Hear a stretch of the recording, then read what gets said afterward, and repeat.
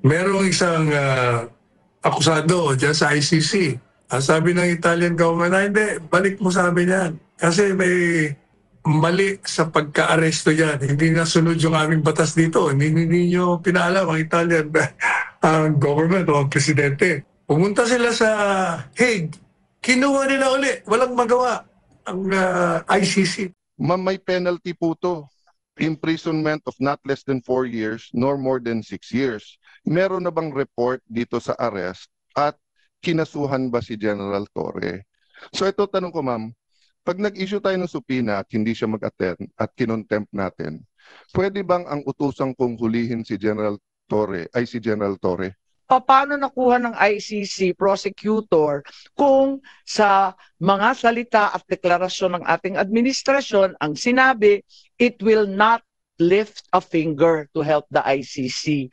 So maliwanag na ang Pilipinas ay tumulong at talagang nagpakita ng partisipasyon. Mga kabayan, matapos ang ginawang pangalawang pagdinig sa Senado kaugnay sa kontrobersyal na pag-aresto ng ICC dito kay dating Pangulong Duterte, lumilitaw at malinaw na kagagawan mismo ng gobyerno ni Pangulong Bongbong Marcos Jr. ang naturang pagdakip sa dating Pangulo. Base sa nakalat na dokumento at impormasyon ni Senador Amy Marcos, wala ng dahilan para tumanggi pa ang mga gabinete ng Malacanang na wala silang kinalaman sa pag-aresto kay PRRD. Ayon sa senadora at mga kapwa niya senador, isa ito sa mga dahilan kung bakit hindi sila pinasipot sa Senado ng Malacanang para magbigay ng paliwanag at sagutin ang mga violation kaugnay sa pakikipagtulungan nila at planadong pagpapahuli sa dating Pangulo. Pero maliwanag na merong mga dumating na ICC at nagpakilala bilang tauhan talaga ng ICC na may kanya-kanyang espesyalidad. May protection expert, may investigador, may interpreter, may abogado. Humingi rin sila ng protection detail and transport sa Pilipinas. So maliwanag na ang Pilipinas ay tumulong at talagang nagpakita ng partisipasyon. Matagal na ito, Mayo pa, tapos October pa, kaya nagtataka po tayo kung bakit tinatanggi ng ating mga opisyal na may ganito. Mahirap kunin itong mga katibayan na ito. Kahit mataas na opisyal, katulad ng senador, naghahagilap kami ng ganito, wala kami makuha. Paano nakuha ng ICC prosecutor kung sa mga salita at deklarasyon ng ating administrasyon ang sinabi, it will not lift a finger to help the ICC. Bakit? Verbatim. Lahat ng hiningi nila, nakarecord sa agenda, yan din ang lumitaw na katibayan para sa warrant of arrest. Ayon naman kay Senator Alan Peter Cayetano, pananagutin nila ang PNP chief na si General Torre III na siyang namuno sa illegal na pag-aresto kay PRRD. Bukod dyan, malaki ang nilabag na batas ni Torre kung saan ay pwede siyang maparusahan at makulong ng 4 na taon. Ayon pa kay Cayetano, hindi siya saklaw ng executive privilege kaya walang dahilan para isnabin niya ang imbitasyon ng Senado. Sa huli na pagkasunduan ng mga senador na ipadakip o ipasabpina itong si Torre kung sakaling magmatigas ito na hindi sumipot sa Senado sa susunod na pagdinig. Ma'am, may penalty po to. Ang penalty nito, any person who obstructs, prevents, or prohibits any lawyer, any member of the immediate family or person arrested, detained, or under custodial investigation, or any medical doctor or priest or minister by his counsel from visiting and conferring privately chosen by him or by any member's immediate family with him, or from examining and treating him. So he was arrested and detained. So even if magdebate tayo na custodial investigation ba yun o hindi, no? So ma'am, ang ano po dito, ang penalty is imprisonment of not less than 4 years nor more than 6 years. Meron na bang report dito sa arrest at kinasuhan ba si General Torre? So ito tanong ko, ma'am, pag nag-issue tayo ng subpoena at hindi siya mag-attend at kinontempt natin, pwede bang ang utusang kong hulihin si General Torre ay si General Torre?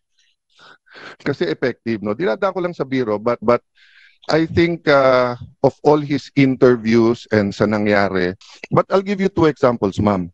Bakit po si General Torre, kung ano-ano sinasabi sa kung ano-anong interview, hindi naman napapagalitan? So ang dating po sa lower rank, bawal partisan kung kalaban. Kung kakampi yung sinabi mo, pwede. Samantala, ibinunyag naman ni Atty. Salvador Panelo, dating legal advisor ni Pangulong Duterte, na walang katotohanan ang sinasabi ng Palasyo ng Malacanang na wala na silang magagawa para makipagtulungan pa sa ICC para pauwiin o pabalikin ng bansa ang dating Pangulo. Inihalin tulad ni Panelo ang nangyayari sa bansang Italy, kung saan ay halos kapareho ang sitwasyon kay PRRD matapos dakipin ng ICC ang isang akusado o isa sa opisyal ng gobyerno nila, kung saan ay walang nagawa ang ICC matapos sumugod sa dahig Netherlands ang Italian government para bawiin pabalik ang kanilang kababayan dahil sa ilegal na pagkakaaresto sa kanya. Merong isang akusado dyan sa ICC. Dinala ng ICC sa kanila. Ang sabi ng Italian government, hindi, balik mo sa amin yan. Kasi may mali sa pagka-aresto yan. Hindi nasunod yung aming batas dito. Hindi nyo pinaalam ang Italian ang government o ang presidente. Kaya ang ginawa ko nila, pumunta sila sa Hague. Kinuha nila uli. Walang magawa ang ICC. Talagang walang magagawa ICC. Ano ang masasabi mo dito, kabayan? Dahil sa pang-iisnab sa Senado ng mga gabinete ng Malacanang, partikular itong si PNP Chief General Torre III, sang-ayon ka ba na ipasabpi na o ipaaresto ng Senado ang mga ito para magkaalaman na kung talagang sila ang utak sa pagpapadakip sa ICC dito kay dating Pangulong Duterte? Sama-sama nating panuorin ang buong video at pakicomment nyo po ang inyong mga reaksyon at sariling opinyon. Pero bago yan, sa mga hindi pa po nakasubscribe sa ating channel na Kabayan News PH, pakipindot po ang subscribe button at pakiclick na rin ang notification bell para lagi kayong updated sa mga bagong upload natin na legit at napapanahong balita. Maraming pong salamat. Kalintulad din ng mga sinasabi natin sa ating programa. Yung ginawa kay Pangulong Duterte ay illegal. Doon mo makikita na ang isang gobyerno, kagaya ng Italy, validates yung palagi kong sinasabi na hindi totoo na walang magagawa ang gobyerno. Yun. Na hindi totoo yung mga sinasabi ng mga iba. Yun. Abogado, na walang jurisdiction ang hukuman. At sabi natin, laging may jurisdiction ang hukuman sa gobyerno pag naggawa ka ng mga mali at illegal. Pinapakita ng Italian government na gaya na sinabi rin natin sa programa ito, paulit-ulit lang natin sinasabi, tayo ay may isang malayang bansa. Meron tayong soberentiya at meron tayong malusog na sistema legal. Kaya hindi to pwede na gagawa ang isang dayuhan, papasok dito ng sapilitan na dudukutin ng isang mamamayan. At ito namang pamahalaan ay tinutulungan pa. O kaya, tingnan mo itong ginawa ng Italian government. Merong isang akusado dyan sa ICC. Dinala ng ICC sa kanila. Ang sabi ng Italian government, hindi, balik mo sa amin yan. Kasi may mali sa pagka-aresto yan. Hindi nasunod yung aming batas dito. Hindi nyo pinaalam ang Italian ang government o ang presidente. Kaya ang ginawa ko nila, pumunta sila sa Hague. Kinuha nila uli. Walang magawa ang ICC. Talagang walang magagawa ICC. Grabe, no? Kinuha uli. Dahil na, eto, sasabihin nitong ni Claire Castro na wala tayong gagawin dyan kasi we are no longer part of the ICC. Pero dinala nyo sa ICC. Gunggong, no? Simple logic, eh. Simple logic. Sasabihin nyo, we are no longer part of the ICC, so kung ano man ang maging desisyon ng Supreme Court, we will not get PRRD. Yun ang sinasabi nila, di ba? Dahil wala daw tayo sa jurisdiction ng ICC. Pero binigay nyo sa ICC, anong katarantaduhan yun? Yung logic mo, pantanga. Hindi, walang biro, Claire Castro, yung logic mo, pantanga. Kaya kabulastugan yung sinasabing walang magagawa ang gobyerno. Malaya ka, malakas ka, isa kang may sariling soberentiya Kaya hindi po pwedeng walang magagawa. Kung gusto, kayang gawin. Kaya maganda ko yung ibinigay na halimbawa. Ibig sabihin, ano sabi ng Italian government? Hindi Diyos yung ICC. Kami may sarili kaming kalayaan, may sarili kaming sovereignty. Kaya kailangan ibalik o binalik. Kinuha. Aeroplano nila, kinuha sahig. Walang nagawa ang ICC. O, hindi po ba? Kaya yan ang dapat na gawin ng gobyerno. At natutuwa naman tayo, alam niyo yung abogado, yung lead counsel na si Attorney Nicholas Kaufman, binabasa ko yung mga sinasabi niya. Parang ako nagsasalita eh. Yun. Kasi kung ano O, di ba yun din sinabi ko, parang si Panelo yung abogado na nagsalita. O, tama nga naman eh. Pareho sila ng logic eh. Di ba? O. sinasabi natin dito, mula sa pulpa. Mula pa hindi pa na-arrest si Presidente Duterte, yun din ang linya niya. Nakakatuwa sapagkat parehong-pareho ang takbo ng utak namin. And for that matter, para pareho ang takbo dapat ng utak ng mga abogado kung hindi nakukulaya ng politika ang kanilang opinyon. Ayun yun. Ang problema sa mga abogado na iba, pag galit kay Duterte, iba na ang opinyon. Oh, yan ang mahirap eh. Kaya kung matino kang abogado, kung ano lang ang sinasabi ng saligang batas, susundin mo. Yun, parang ganyan si Claire Castro eh. Kasi hindi nga matinong abogado. Basta siya, masyado niyang feel yung anti-Duterte niya kasi yun ang gusto ng amo niya. Kaya tuloy nagmumukhang tanga na sa mga sinasabi.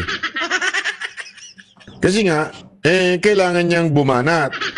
Kasama siguro sa job description niya yung banatan ng mga Duterte eh. Actually, baka yun lang ang kanyang job description. Kasi hindi naman niya nagagawa yung ibang job description ng tunay na spokesperson o kaya yung press secretary. Siya ho, talagang yung mga sinasabi niya ay tila iisa lang ang tema, which is banata ng mga Duterte, idiin ng mga Duterte. Di ba? Ganon ganon o yung ewan ko kung yung ba yung kanyang utos o misyon sa buhay. Ang iba kasi, kung ano-ano mga ipinapasok, kaya nagkakaloko-loko ang mga opinion nila. Oh, ano sabi ko noon sabi ko na, di ba, from the very start, walang jurisdiction. Oh, yan hindi yan sinasabi ni Kaufman. Walang jurisdiction. At ilalabas kaya bago pa mag-trial. At sabi niya, kung patas lang itong hukuman ito, i-release kagad niya si Presidente Duterte. Ano pa sinabi niya? Sa akin yung narinig ha. Ano sabi ko? Kasi sabi ng ICC, hindi, may jurisdiction pa kami. Kasi nung umalis kayo, nakaumpisa na kami ng investigasyon. Ano sabi ko sa inyo? Noong paulit-ulit ko na sinasabi, wala pang mga kaso. Nung ako'y tagapagsalita pa lang, sinabi ko na yan, ang investigasyon na ginawa nyo ay hindi yung investigasyon na nakatakda dyan sa inyo. Sapagkat yung investigasyon nyo, ginawa nyo 1 year and 7 months after the effectivity. Oh. Ang ginawa niyang investigasyon, preliminary examination, kung meron kayong jurisdiction. Kung nasunod niyo yung principle of complementary rule. Pero yung investigasyon talaga, dahil si Fatou Bensouda, humingi ng permiso noong September lamang ng 2021. That's 1 year and 7 months after na pumalas tayo. At yung pong pagkalas, hindi ako rin yun. Ako nag-recommenda doon. Kasi nga, hindi ba sabi ni Presidente, wala kayong jurisdiction sa akin. Hindi naman nalatala sa official gazette sinasabi ng konstitusyon natin hindi mo basta maaaring tanggalin ng buhay ang ari-arian at saka kalayaan ng isang tao pag hindi mo binibigyan ng tamang proseso ng batas. At hindi mo mabibigyan ng tamang proseso yan kung hindi alam ng akusado kung meron bang batas na siya nilabag. At hindi niya malalaman na may batas kung hindi mo ilalathala. Kaya sabi ni Presidente Duterte, hindi mo naman nilathala sa official gazette yung Rome Statute. Yung tratadong yan, hindi mo na ilathala. Hindi ba sabi ko rin sa inyo, sa akin yung rin unang narinig, under Commonwealth Act 638, Section 1, all legislative acts has to be published, those of public interest and of general application. Kaya nakakatuwa na, yan lang ang gawin mo. Okay ka na. Attorney Mr. Nicholas Kaufman, tuloy-tuloy mo na yan. Ang purpose ng executive privilege, pareho din ng purpose nung privilege na binibigay, for example, sa journalist, that hindi nila kailangan sabihin kung sino ang kanilang source, or kaya mag-asawa, or yung doktor at pasyente, or abogado at saka kliyente. Ang purpose kasi nun, the client and the lawyer can freely discuss. Ganun din, ang doktor at saka pasyente can freely discuss kasi they will not be compelled to testify, no? Against his client, against doctor. Pero lahat yan meron ding isa pong exception, no? For example, sa doctor, if iaminin sa kanya that a crime is about to happen sa United States, then they are required to say that. So ganun din po dito sa executive privilege. Malinaw sa Supreme Court ruling, you cannot use executive privilege if ang pinag-uusapan may crime ba o wala, or if it's to cover up a crime. At this point, we're not saying there is a crime to cover up, but I will bring up that point right now. Ma'am, pwede ba after this just to show a short video ni General Torre? Kasi ito, ma'am, Republic Act number 7438, an act defining certain rights of a person arrested, detained, or under custodial investigation, as well as the duties of the arresting, detaining, and investigating officers, and providing penalties for the violation thereof. Akin to court na pagkawala po o hindi pinayagan yung ebidensyang i-offer, dito i-proffer. No? So wala sila, pero hindi ibig sabihin hindi ko pwedeng ilagay sa record yung tanong at baka sa media nila sagutin, baka dito later on. Nakalagay kasi dito, any person arrested or detained under custodial investigation shall be allowed visits by conferences or any member of his immediate family or any medical doctor or priest or religious minister chosen by him or by any member of his immediate family or by his counsel. Okay, hindi ko nahabaan kasi nga ma'am, I'll follow your advice. Ma'am, may penalty po to. Ang penalty nito, any person who obstructs, prevents, or prohibits any lawyer, any member of the immediate family or person arrested, detained, or under custodial investigation, or any medical doctor or priest or minister by his counsel from visiting and conferring privately chosen by him or by any member of his immediate family with him, or from examining and treating him. Ma'am, by his choice at any time, I'll go back to the title at saka dun sa nakalagay. Nakalagay dito, hindi lang custodial investigation basta arrest or detain. So he was arrested and detained. So even if magdebate tayo na custodial investigation ba yun o hindi, no? So ma'am, ang ano po dito, ang penalty is imprisonment of not less than 4 years nor more than 6 years and a fine of 4,000 pesos. So ang question ko, meron na bang report dito sa arrest at kinasuhan ba si General Torre? Last question, ma'am. Tuwing magpapa-aresto lately, parang ang pinaka-effective si General Torre, di ba? So nung pina-aresto si Pastor Kibuloy, grabe yung mga nangyari at ginawa, di ba? Nung pina-aresto po si President Duterte, yun naman pinag-uusapan natin, nakita naman natin. Nung nag-hearing po ako tungkol sa tulay sa Isabela na gumiba, hindi po nag-a-attend si Secretary Bonoan. Sinabi ko lang, kailangan ko pa bang i-designate si General Torre para kunin si Secretary? The next time, nag-attend na siya. So ito, tanong ko ma'am, pag nag-issue tayo ng subpoena at hindi siya mag-attend at kinontempt natin, pwede bang ang utusang kong hulihin si General Torre ay si General Torre? Kasi effective, no? Dinadaan ko lang sa biro, but I think of all his interviews and sa nangyari, this is my last point, ma'am. I'll submit to all my other colleagues. This is my point lang, ma'am. Nanunood kasi yung buong PNP. Nanunood yung mga teachers ng constitutional law, mga estudyante. Nanunood ang mga estudyante ng criminology. And di ba sabi nga nila, yung bata, hindi mo pwedeng turuan sa salita. Natututo yung bata sa gawa. So ganun din sa gobyerno natin. Pag sinabi nung mayor, no corruption, pero corrupt siya, ang dating sa mga department head, pwede mag-corrupt. Di ba? Pag sinabi ng COMELEC officer sa isang probinsya, no cheating, pero pinayagan niya yung cheating or vote buying, ang papakinggan ng tao, hindi yung salita, yung gawa eh. So kung mali yung pagka-aresto, nangangamba ako na especially sa lugar na walang internet, walang cellphone, baka ito yung masunod eh. Humihingi sila ng counsel nila or doktor, tapos hindi pagbibigyan, no? And then the last point doon, ma'am, is that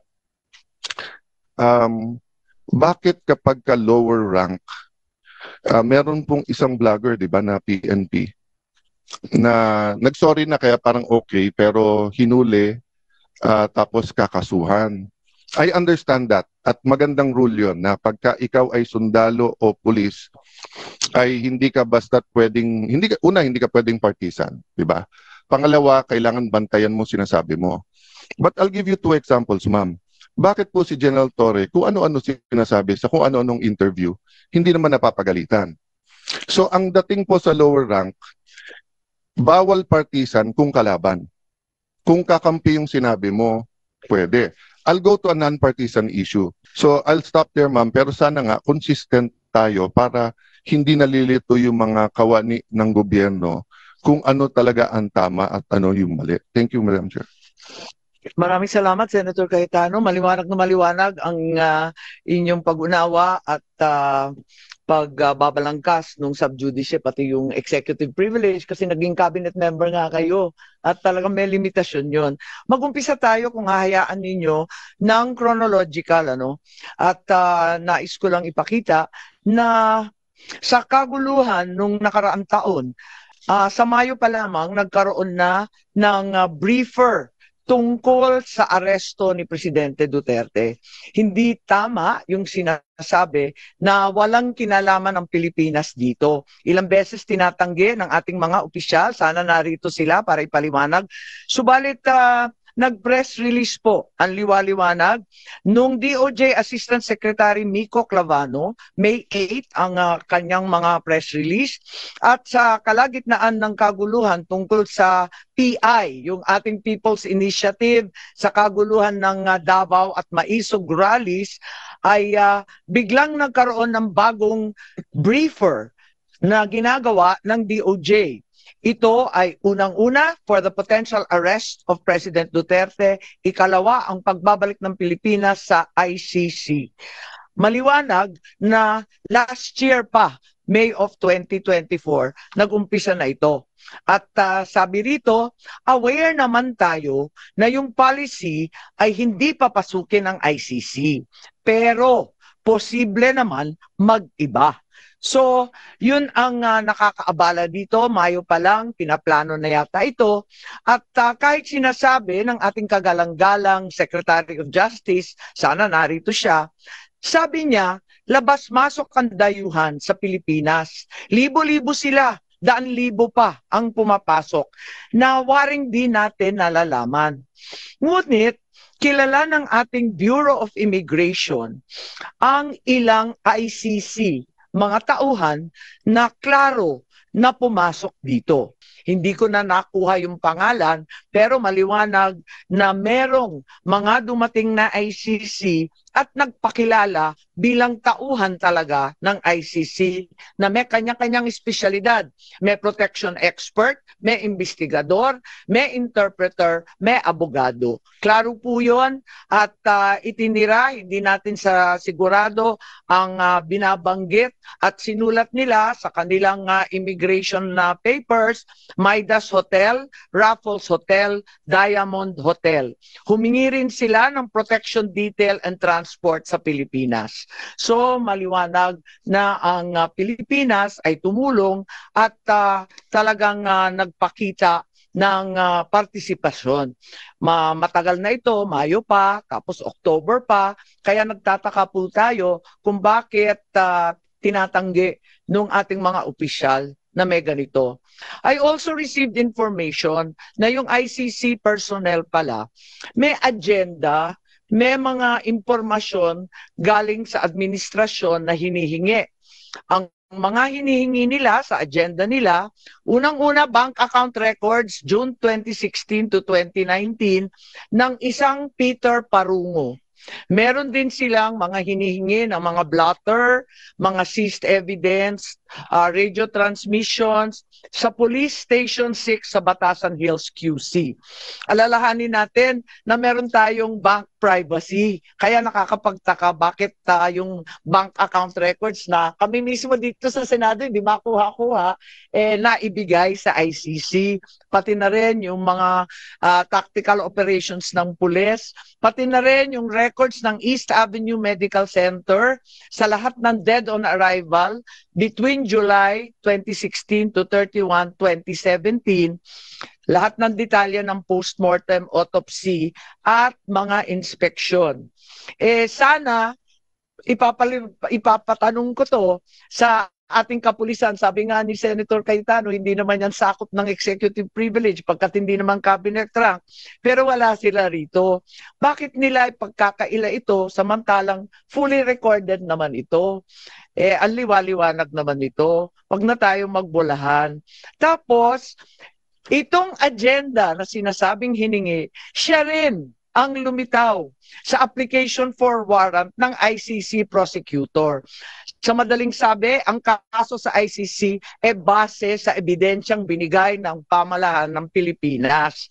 I am asking these questions, I cannot help but wonder, while the administration has been claiming it did not help the ICC, why the prosecutor in his application for the warrant of arrest for PRRD cited the following documents as part of the evidence. Ito na nga, yung paulit-ulit nilang pinagmamalaki, dokumento ng PNP at ibang department, ang drug watch list maintained by the law enforcement, financial and bank records, forensic evidence na nanggaling sa PNP. Mahirap kunin itong mga katibayan na ito. Kahit mataas na opisyal, katulad ng senador, naghahagilap kami ng ganito, wala kami makuha. Paano nakuha ng ICC prosecutor kung sa mga salita at deklarasyon ng ating administrasyon ang sinabi, it will not lift a finger to help the ICC? Bakit? Verbatim, lahat ng hiningi nila, nakarecord sa agenda, yan din ang lumitaw na katibayan para sa warrant of arrest. Even if you were to assume that there were members of the PNP who helped the ICC prosecutor in an unofficial capacity, why were these not detected by our intelligence officers? I find it very hard to believe. Malaki po ang budget sa intelligence. Tignan po natin. Ang NSC, sana nandito si Secretary Anyo. Limpak-limpak na salapi ang ginagastos ng Pilipinas sa OP, NSC, DND, AFP. Ang Philippine Army may hiwalay, Air Force may hiwalay, Navy General Headquarters. Lahat ito hindi nila nalaman. Parang naman mahirap intindihin. Totoo ba na right in front of their faces, hindi naman nila nakita lahat ito? Mahirap talaga paniwalaan.